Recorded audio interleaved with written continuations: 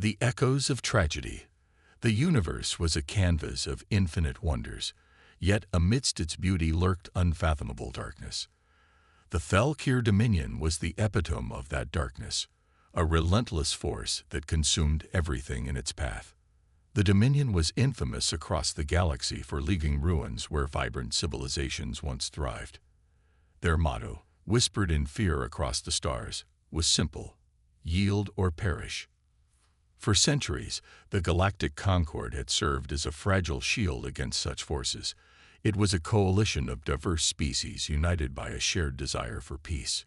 Humanity, one of the newest members, had earned its place through innovation, diplomacy, and an unyielding spirit. While other species regarded humanity as a peculiar mix of audacity and compassion, none could deny the rapid progress humans had made in the galactic arena. Humanity was the spark of curiosity that lit fires of hope wherever they ventured. But that spark was about to be tested like never before. The attack on Sparrow IV. Sparrow IV was humanity's crown jewel among its colonies, a verdant world with cascading rivers, emerald forests, and skies so blue they rivaled Earth's. The colony was home to over 300,000 people, scientists, explorers, traders, and families, seeking a better life among the stars. It represented the very essence of human ambition and resilience. On a quiet evening, as the twin moons of Sparrow IV hung low in the sky, the first Thalkir warship pierced the atmosphere.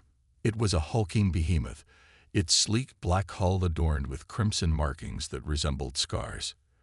Without warning, the attack began. The Thalkirs spared no one. Their soldiers, towering figures encased in dark exoskeletons, stormed the colony with ruthless precision. Plasma weapons reduced buildings to ash, and the air filled with the screams of the helpless. The defenders of Sparrow IV, brave but vastly outmatched, fought valiantly but were overwhelmed within hours. Among the chaos, a small group of colonists sought refuge in an underground shelter. Dr. Lena Morales, a renowned xenobiologist, took charge of the frightened survivors. Her young son, Caleb, clung to her hand, his wide, tear-filled eyes searching for answers in the midst of the horror. "Stay quiet," she whispered, her voice steady despite her racing heart. "We'll find a way out." But the Thalkir had no mercy. They found the shelter, breached its defenses, and dragged the survivors out into the night. The final moments of Caleb's life, a terrified child shielding his mother as the Thalkir soldier raised his weapon, would become a symbol of humanity's darkest hour. A message to the stars. News of the massacre on Sparrow IV reached Earth within days, carried by the few who managed to escape. The footage was broadcasted across human space, a chilling account of the slaughter. Cities in flames, families torn apart, and the cold, unfeeling faces of the Thalkir soldiers as they executed even the youngest colonists. The most haunting image was that of Caleb Morales, a child no older than 8, crumpled at his mother's side. For the first time in generations, humanity wept as one. But the tears were quickly replaced by something far more potent: fury. President Alina Sharp addressed the United Earth Assembly from the Hall of Unity, her voice a steely resolve that echoed in every corner of human space. "They have taken our children," she declared, her eyes blazing with righteous anger. "They believe we will cower as others have. They believe humanity is weak, but they are wrong." The room erupted in applause, the sound a thunderous expression of collective determination. Sharp continued, her words sharp as the blade of a knife. "For too long, humanity has hidden its strength, choosing diplomacy over aggression, cooperation over conquest. Today, we show the galaxy another side of us. We will not kneel. We will not surrender. Humanity will rise, and we will make the Thalkir regret the day they crossed us." The announcement was clear. Earth was invoking the Sentinel Protocol. The Sentinel Protocol. The Sentinel Protocol was humanity's best-kept secret. For decades, while humanity built alliances and traded knowledge, They also quietly constructed a fleet unlike anything the galaxy had ever seen. Thousands of ships, armed with cutting-edge weaponry and advanced AI systems, had remained hidden in the dark recesses of space, biding their time. Admiral Lucas Kane, a battle-hardened strategist with an unshakable loyalty to humanity, stood at the helm of this fleet. From the command deck of the TSS Aegis, Kane addressed his officers, his voice calm but resolute. "The Thalkir made a mistake," he said, his gray eyes fixed on the stars beyond the viewport. "They underestimated us. And now, they'll learn what humanity is truly capable of." The fleet began to mobilize, emerging from hidden bases scattered across human space. Ships the size of cities blinked into existence, their hulls glinting under distant suns. Squadrons of smaller vessels flanked them, their engines humming with anticipation. The Sentinel fleet was a masterpiece of engineering, a testament to human ingenuity and the determination to survive in an unforgiving galaxy. The galaxy watches. As humanity prepared for war, the rest of the galaxy watched in stunned silence. Many species had dismissed humans as idealistic dreamers, more suited for diplomacy than warfare. But now they saw a different side of humanity, a side that was calculating, relentless, and fiercely protective of its own. Ambassador Rylan Torvik of the Elvari, one of humanity's staunchest allies, addressed the Galactic Concord. "The Thalkir have overstepped their bounds," he declared. "If the Concord does not act, humanity will stand alone, and they will win. Make no mistake, the Thalkir have awakened a force they do not comprehend." But not all members of the Concord were sympathetic. Some, wary of humanity's growing power, whispered of Earth's potential dominance if they succeeded in defeating the Thalkir. Others, too terrified of the Thalkir's wrath, advocated for neutrality. The Concord was fractured, its unity unraveling just as the galaxy teetered on the brink of war. A mother's resolve. Back on Earth, Dr. Lena Morales, now a symbol of the tragedy, refused to grieve in silence. She joined Earth's War Council, lending her expertise to devise strategies that would strike at the heart of the Thalkir Dominion. "They took everything from me," she said, her voice steady but tinged with sorrow. "I will not stop until they pay for what they've done." Her words resonated across human space, inspiring millions to join the cause. Factories worked around the clock to produce weapons and ships. Civilians volunteered for military service in droves. Humanity, once scattered and diverse, became a singular force of defiance. The first act of the war was written in blood, but humanity was determined to write the next in fire. The Thalkir had awakened a force they could never contain, and as the Sentinel fleet prepared to strike, the galaxy braced for a storm unlike any it had ever known. The echoes of Sparrow Ivy's tragedy would not fade into history. They would become the rallying cry of humanity's greatest stand. The awakening of Earth's fury. The galaxy had underestimated humanity before, and now it would pay the price. The massacre at Sparrow Ivy had ignited a fire that no amount of fear or diplomacy could extinguish. While grief cast a shadow over human colonies and Earth alike, it also fueled an unprecedented unity. The Thalkir Dominion had not just waged war, they had awakened a species that thrived under adversity. For humanity, this was no longer a battle for survival, it was a reckoning. The Sentinel fleet's unveiling. Far beyond the reach of prying eyes, in a sector of space so remote it was believed uninhabited, the Sentinel fleet began its awakening. Ships the size of mountain ranges emerged from cloaked docks, hidden within asteroid belts and nebulae. Each vessel bore the scars of meticulous craftsmanship, human ingenuity sharpened into tools of war. The flagship of this fleet, the TSS Aegis, was a marvel of engineering, bristling with advanced weaponry, impenetrable shields, and a crew handpicked from the best humanity had to offer. On the command bridge, Admiral Lucas Kane surveyed the display before him. Hundreds of ships now formed an intricate lattice of readiness, their engines glowing like embers ready to ignite into a blaze. "Status report," Kane commanded, his voice low but unwavering. Commander Evelyn Moreau, Kane's trusted second-in-command, stepped forward. Her uniform was pristine, her demeanor sharp. All vessels have reported readiness. Tactical divisions are calibrated, and supply lines have been secured. We are operating at full capacity, Admiral. Kane nodded, a grim satisfaction flickering in his eyes. Good. Inform the fleet. We launch at dawn. As Morrow relayed the orders, Kane turned his gaze toward the vast expanse of space. He knew what lay ahead: chaos, destruction, and unimaginable loss. Yet he also knew the strength of his people. The Thalkir might have started this war, but humanity would finish it. The Thalkir's overconfidence. On the opposite end of the galaxy, in the opulent halls of the Thalkir Dominion's Central Command, Supreme Strategist Krasil reviewed the reports of Sparrow IV with cold indifference. A towering figure with obsidian scales and eyes like molten gold, Krasil embodied the Thalkir philosophy of dominance. To him, the slaughter of humans was not an atrocity, it was a warning. They will retaliate, one of his advisors, a younger Thalkir with cautious eyes, ventured hesitantly. Krasil let out a guttural laugh. Retaliate. Humans are soft creatures. They cling to ideals of mercy and fairness.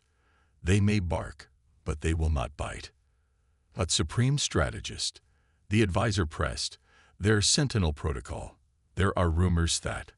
Rumors, Krasil interrupted, his voice a dangerous growl. Fairy tales to frighten children. Humanity has survived thus far by luck and alliances, not strength. When they do retaliate, we will crush them as we have crushed others. The chamber echoed with approving hisses and snarls from the other Thalkir present. They were a species bred for war, and their arrogance was as vast as their empire. None of them realized that they were about to face a force unlike any they had encountered before. The council divided. Meanwhile, the galactic concord was in turmoil. The once unified coalition of species had fractured in the wake of the Thalkir's actions. In the Grand Hall of the Concord's Central Station, representatives from across the galaxy debated humanity's call for action. The chamber, a towering dome of glass and steel, buzzed with tension. We must intervene.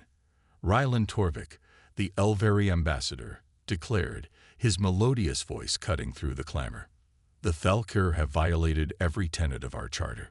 If we allow this to go unanswered, we condone their actions and risk war with the Dominion, countered Jaxthar, a reptilian envoy from the Darvik Confederacy.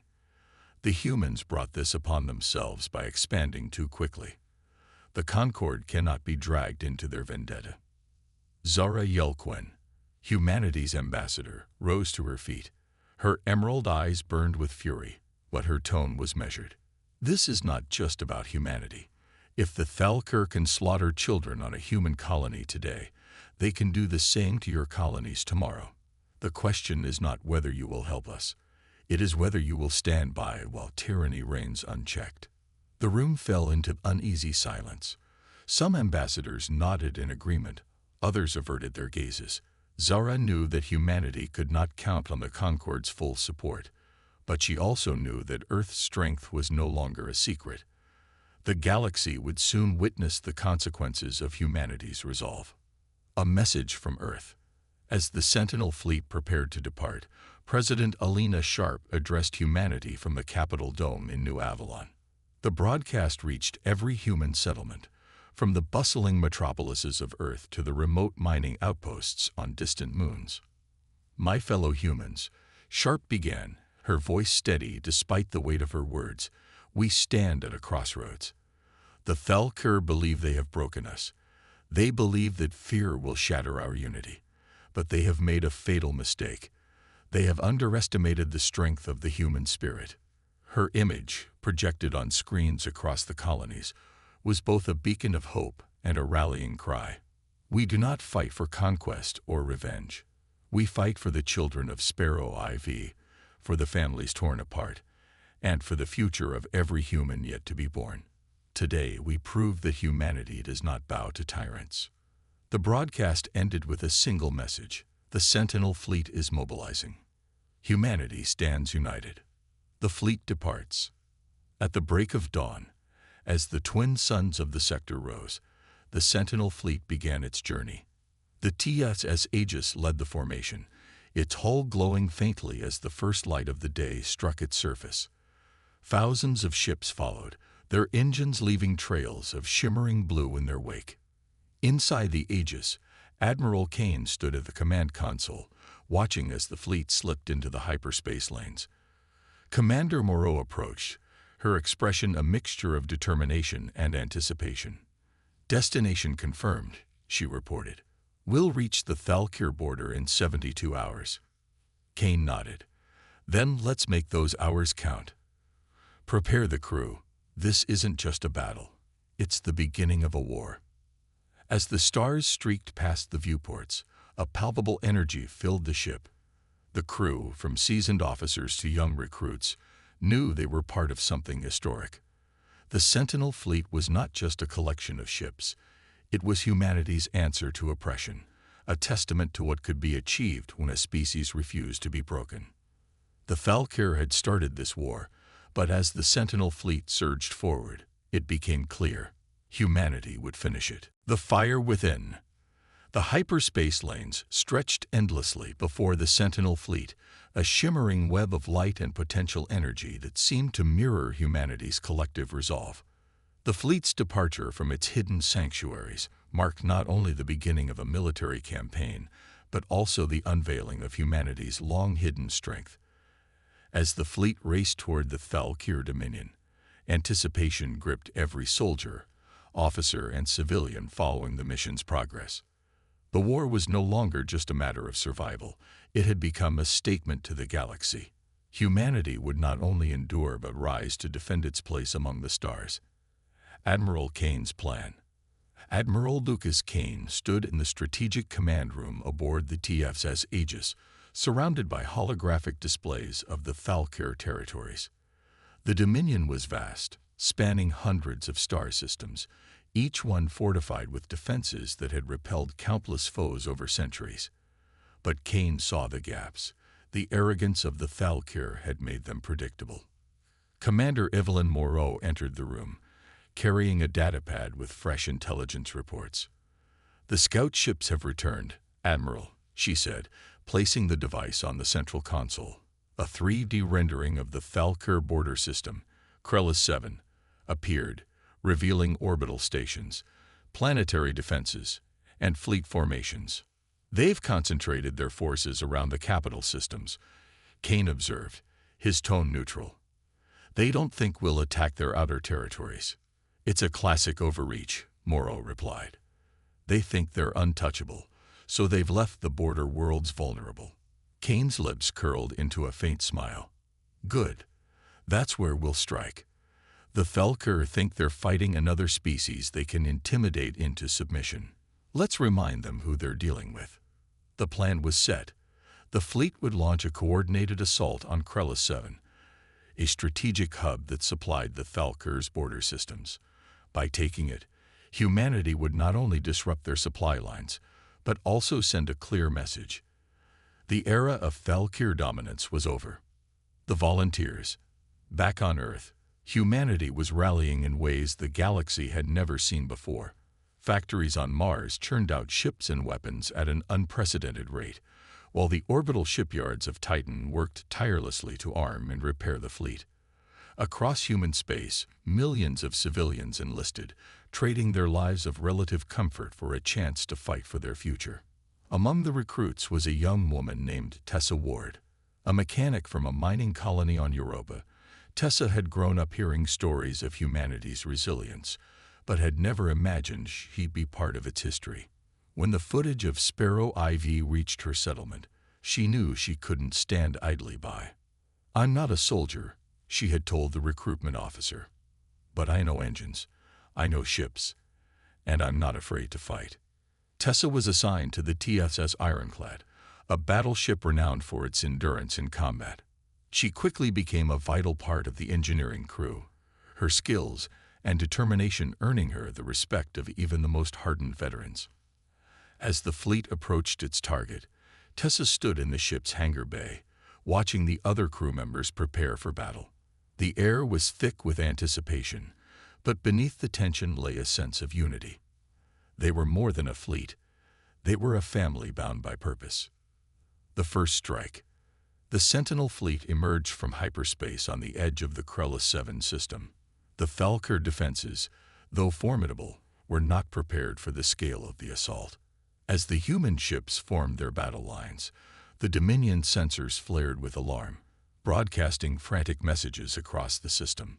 Admiral Kane's voice echoed across the fleet's communication channels. "This is it. Strike fast. Strike hard. Show them what humanity is made of." The TSS Aegis fired the first salvo, unleashing a barrage of plasma torpedoes that ripped through the Thalkir's outer defenses. Smaller frigates darted forward, weaving through enemy fire to disable key defensive platforms. The larger human ships followed, their weapons systems pounding the orbital stations into submission. On the surface of Krellis 7, the Thalkir scrambled to respond. Military leaders barked orders, deploying fighters and ground forces in a desperate attempt to repel the invaders. But the Sentinel fleet's coordination was unmatched. Every maneuver, every shot, was calculated with precision, leaving the Thalkir forces struggling to keep up. In the midst of the chaos, Tessa Ward found herself thrust into action. A critical engine component on the ironclad had been damaged, threatening the ship's ability to maintain its defensive shields. As the ship shuddered under enemy fire, Tessa worked frantically to repair the damage, her hands a blur of movement. "We're losing shield integrity," a crewmate shouted. "Not on my watch," Tessa muttered, sealing the final connection. The engine roared back to life, and the shields flared, absorbing another volley of enemy fire. Cheers erupted around her, but Tessa barely had time to catch her breath. The battle was far from over. The turning point. As the fight raged on, the Thalkir began to falter. Their tactics, reliant on overwhelming force, proved ineffective against the human fleet's adaptability. The Aegis led a daring charge into the heart of the enemy formation, its advanced AI systems predicting and countering the Thalkir's every move. Admiral Kane's voice was calm as he issued orders. "Push through their center. They'll try to regroup, but we won't give them the chance." The ironclad and other battleships followed, their weapons tearing through the Dominion's fleet. One by one, the Thalkir ships fell, their wreckage drifting silently into the void. For the first time in centuries, the Thalkir Dominion was on the defensive. A message of defiance. As the Sentinel fleet secured the Krellis 7 system, Admiral Kane broadcasted a message to the Thalkir leadership. His image appeared on every channel, a figure of quiet strength against the backdrop of the victorious fleet. "You thought humanity was weak," Kane said, his voice steady but laced with steel. "You thought we would break under your cruelty. You were wrong. Today we have shown you the cost of underestimating us, and this is only the beginning." The message resonated across the galaxy. For the first time, the Thalkir's aura of invincibility was shattered. Other species, long oppressed by the Dominion, began to hope. Perhaps the Thalkir were not invincible after all. Perhaps with humanity leading the charge, the galaxy could finally break free. As the Sentinel fleet regrouped, preparing for the next phase of the campaign, one thing was clear: the fire within humanity had been lit, and it would not be extinguished. The Thalkir had sown the seeds of their downfall, and now they would reap the whirlwind. The Dominion strikes back. The Battle of Krellis 7 marked a turning point in galactic history.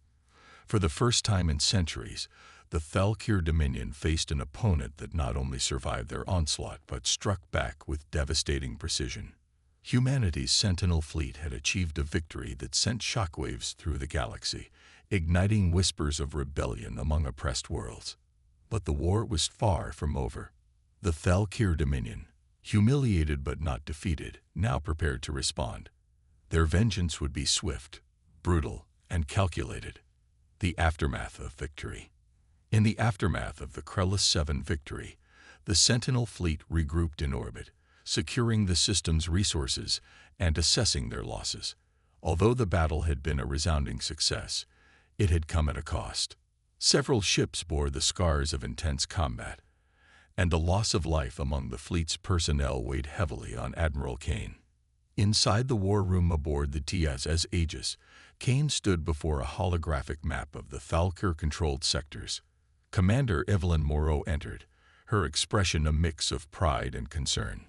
"Preliminary reports are in," she said. "We've taken the system, but it wasn't without sacrifice. 3 frigates lost, dozens of casualties across the fleet." Kane nodded solemnly. "Every victory comes with a price, Commander. But their sacrifices were not in vain. We've shown the galaxy what humanity can do." Moreau stepped closer, lowering her voice.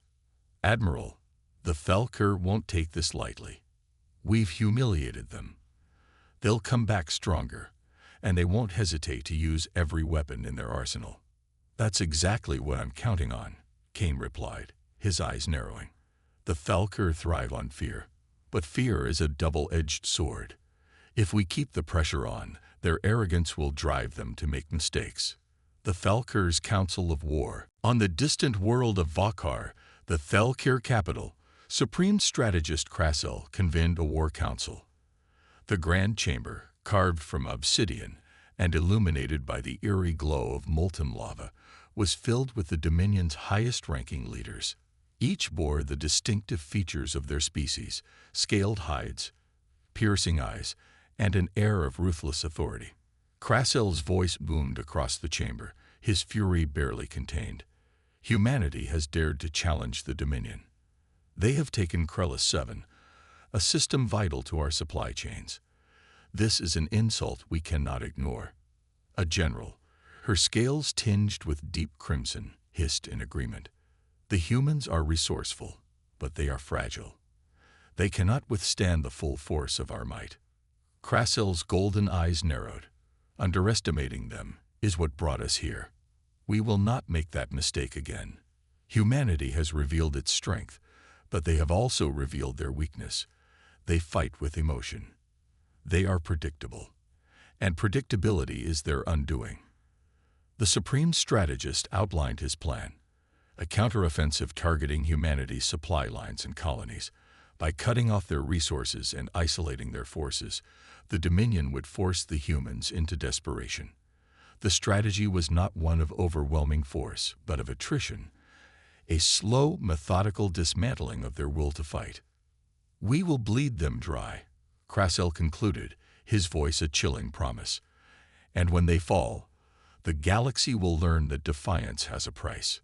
Humanity's next move. On the TSS Aegis, Admiral Kane and his senior officers convened to plan the next phase of their campaign. The holographic map displayed the Thalkir-controlled sectors, each one heavily fortified. Attacking their core worlds was out of the question for now. Instead, the fleet needed to build momentum by liberating smaller systems and rallying allies. Dr. Lena Morales, now serving as a civilian strategist for the fleet, addressed the room. "The Thalkir's strength lies in their ability to intimidate. If we can liberate systems where they hold weaker control, we'll spark rebellion across their territories. The oppressed worlds are watching us. If they see the Thalkir falter, they'll rise." Commander Moreau leaned forward, studying the map. "The question is where to strike next. We can't afford to overextend." Kane pointed to a sector labeled Arklon Reach. "Here, it's a mining colony, critical to the Thalkir's war machine. Taking it would cripple their ability to produce ships and weapons, and it's lightly defended compared to their core worlds." The officers nodded in agreement. The plan was risky, but the potential rewards outweighed the dangers. Humanity was no stranger to calculated risks. It was how they had built their place among the stars. The Dominion's counteroffensive.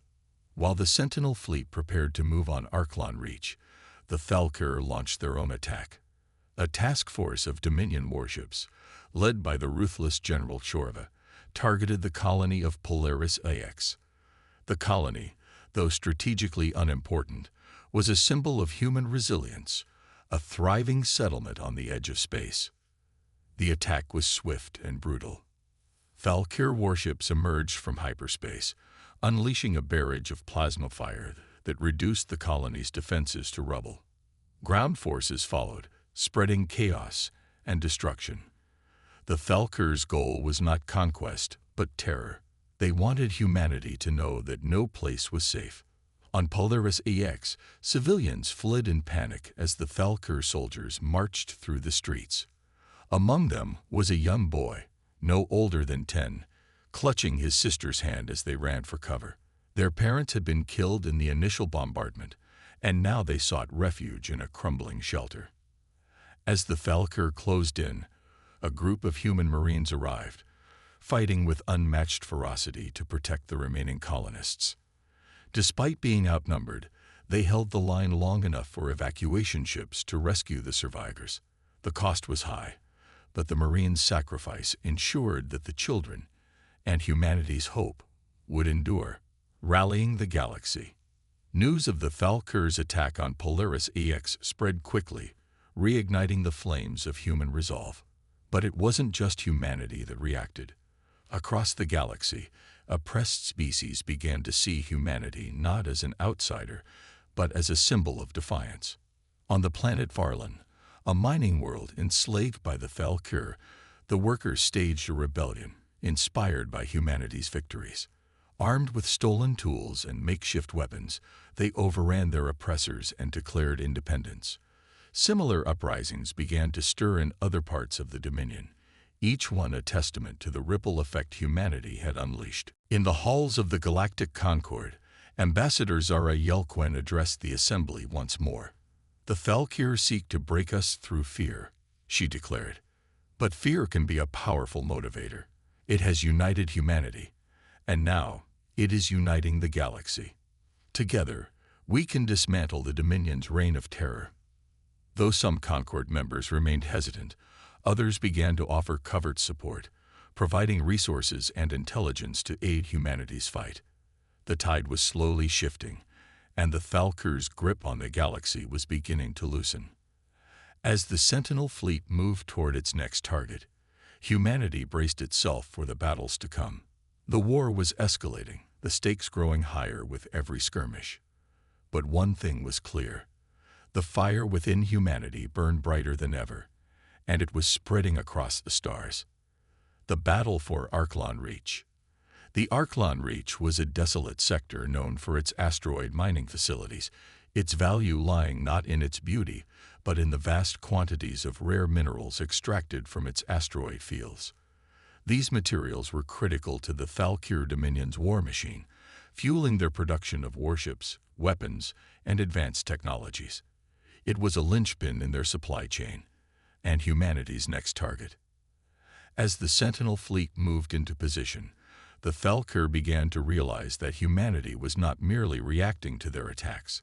The humans were fighting with strategy and purpose, dismantling the Dominion's infrastructure piece by piece. But the Thalkir, despite their arrogance, were not unprepared. The Arklon Reach was guarded by a formidable fleet, commanded by one of their most cunning leaders, Admiral Voskrin. Preparing the strike. On board the TF's Aegis, Admiral Kane stood before the fleet's command council, a holographic map of the Arklon Reach projected in the center of the room. The display highlighted the positions of asteroid mining stations, orbital defense platforms, and the Thalkir fleet stationed to protect them. "Admiral Voskrin is no fool," Kane began, his voice steady. "He'll have anticipated our interest in this sector, which means we're walking into a trap. But that also means we can use his overconfidence against him." Commander Moreau studied the map intently. The Thalkir's fleet is concentrated near the primary mining stations. If we hit their outer defenses first, they'll divert resources to counter us, leaving the core stations vulnerable. Dr. Lena Morales, now a key advisor on the council, added, "The asteroids in this sector could work to our advantage. If we use them for cover, we can bypass some of their defenses and strike from unexpected angles." Kane nodded. "Agreed. We'll divide our forces into 3 strike groups. The first will engage their fleet head-on. drawing their attention. The second will focus on disabling the orbital defenses. The third, led by the Aegis, will move through the asteroid field and hit the mining stations directly. The officers exchanged determined glances. The plan was bold, but it was their best chance to cripple the Thalkir's operations in the sector. With the fleet's objectives clear, Kane gave the order. We launch at 400. Dismissed. The Thalkir's countermeasures. Admiral Voskrin was a veteran of countless campaigns, his reputation built on ruthlessness and strategic brilliance. As he received reports of the Sentinel fleet's arrival, he studied their formation with cold precision. Humans, he hissed, his scaled lips curling into a sneer. Bold, but predictable. They believe they can outmaneuver us in our own territory. Voskrin's strategy was simple. He would lure the human fleet into the asteroid field, where their movements would be restricted. There, his forces would surround them, cutting off their retreat and annihilating them in a decisive blow. To ensure victory, he had ordered his engineers to rig several of the mining stations with explosives, ready to detonate if the humans tried to seize them. "This ends here," Voskrin declared to his officers. "We will show them that their defiance leads only to oblivion." The battle begins. As the Sentinel fleet entered the Arklon Reach, the quiet hum of engines was replaced by the cacophony of battle. The Thalkir's outer defenses activated, launching volleys of plasma torpedoes and drone fighters toward the advancing human ships. The first strike group, led by the battleship Ironclad, absorbed the brunt of the assault, their shields flaring with each impact. In the chaos, Tessa Ward worked tirelessly in the Ironclad's engineering bay, keeping the ship operational despite the relentless enemy fire. "Shield generators are overheating," a crewmate shouted. "Redirecting auxiliary power," Tessa replied, her hands flying over the control panel. "We're not going down today." The second strike group, composed of smaller, more agile frigates, darted through the Thalkir's defenses, targeting key installations with surgical precision. Orbital platforms exploded in blinding flashes of light, their debris scattering into the void. Meanwhile, the TSS Aegis led the third strike group into the heart of the asteroid field. Using the massive rocks for cover, the fleet advanced toward the mining stations. Admiral Kane's voice echoed through the command deck. "Keep tight formations. Use the terrain to our advantage. We need to reach those stations before they have a chance to reinforce." The turning point. As the Aegis emerged from the asteroid field, the Thalkir's main fleet closed in, just as Kane had anticipated. Voskrin's forces outnumbered the humans 2-1, but Kane had an ace up his sleeve. "Deploy the Nova Wings," he ordered. The Nova Wings were humanity's newest innovation, squadrons of advanced fighters equipped with cloaking technology and adaptive AI. As they streaked toward the enemy fleet, they shimmered out of sight, reappearing only to unleash devastating attacks before vanishing again. The Thalkir fleet struggled to counter the Nova Wings' elusive tactics, their ranks breaking as confusion spread. Sensing an opportunity, Kane gave the order. "All ships, advance." Push them back. The human fleet surged forward, their combined firepower overwhelming the Thalkir forces. One by one, Voskrin's ships were destroyed or forced to retreat.